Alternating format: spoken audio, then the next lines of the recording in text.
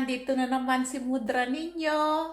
Ngayon, may papakita na naman po ako sa inyo. Ituturo ko po sa inyo kung paano linisin ang boiling water or thermos. Kasi karamihan po, nakikita ko sa Philippines, hindi lang sa Philippines, kahit dito rin, yung boiling water po nila, maraming puti-puti sa loob ng boiling water o yung sa thermos, nakikita ninyo. Pag binuhos mo yung tubig na mainit na tubig, may makikita ka doon para silang lumilipad, yung maputi.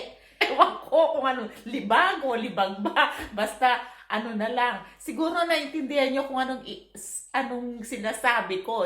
Basta tignan ninyo po yung boiling water ninyo o yung thermos ninyo. Pag binuhos po ninyo yung tubig, yung mainit na tubig, tignan po ninyo sa glass or sa mug, may maputi pong lumilipad yata, yun o lumilitaw. Yun po, dapat po, yun ay malinis. Malinis po yung thermos ninyo or yung boiling water po. So, sige na po, ituturo ko sa inyo kung anong ginagawa ni EDP. Kasi po, araw ng paglinis ko ng boiling water ngayon. Kaya, ituturo ko na po sa inyo. So guys, nandito na ngayon tayo. Ito ang lilinisin natin. Bubuksan ko, yan, para makita ninyo. Yung guys, nakikita nyo yung puti-puti? Yan ang dapat matanggal. Kasi yan, napupunta sa kape o kung ano man iniinom ninyo. Dapat na natin linisin yung boiling water. Yun. Ngayon, tatanggalin natin yun, lilinisin natin. Madali lang ang paglinis nito, guys. Painitin muna natin siya. May tubig siyang konti. Lagyan mo ng konting tubig.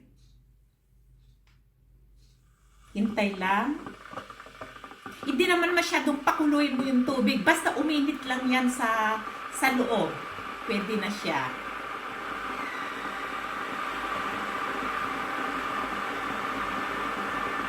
So, tama na yun guys. Buksan natin. Ayun. Ayun, mainit na siya. Ngayon, tanggalin natin yung tubig. Diba nakita nyo, may puti-puti siya? Ayun, yun. Makikita ninyo yan sa thermos at saka sa boiling water. Pag may ganyan na siya, dapat na siyang linisin. Ngayon guys, lalagyan natin ng vinegar. Kahit anong klaseng vinegar, pwede siya. Diba mainit siya? Pag mainit, ilagay mo lang siya na ganon. Nasa sa inyo kung ilan. Yan. Ganon lang. Siguro kalahating baso lang yung nilagay ko. Ayun. Nakababad na siya.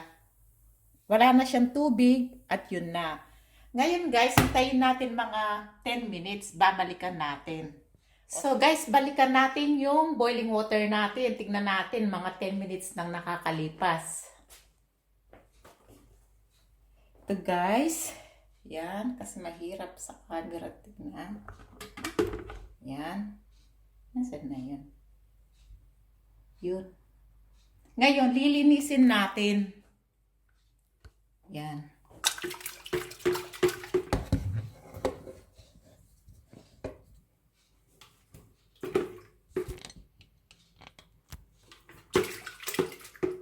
Ayun, nakita nyo? Ay, hindi pa nyo nakikita. Ayan guys, yan na. So guys, ngayon itapon natin yung tubig, yung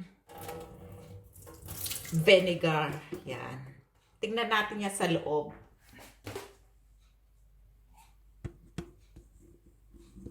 Yan sa loob. May nakita kayo guys? Kasi hindi ko nakikita eh. Yan.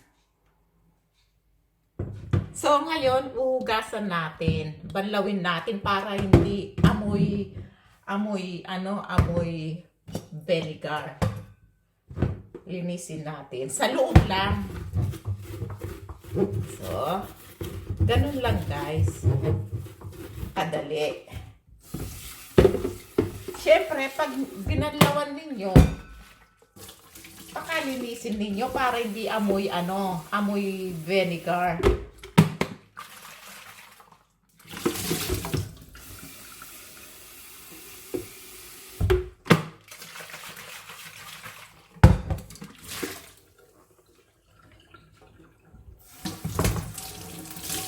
that's it. Punasan natin para hindi basa. So, tingnan natin ngayon. Nakita ninyo kanina, di ba? Wala na yung puti-puti.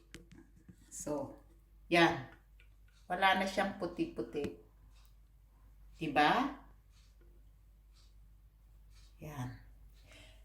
Yan po ang paglinis ko ng boiling water. Pwede rin yan sa mga thermos ninyo. Ang gawin po ninyo sa mga thermos ninyo, itapon po ninyo yung malamig, mainit na tubig. Di ba? Mainit yung sa loob, di ba? Tapos, lagyan po ninyo ng suka. Hintayin lang ninyo mga 10 minutes. Tapos, ganun na po ang magiging resulta. Naging Bisaya tuloy ako. Resulta. O sige po, sana may natutuwa na naman po kayo kay EDP. Hanggang mamaya na naman po. Salamat po. Thank you for watching.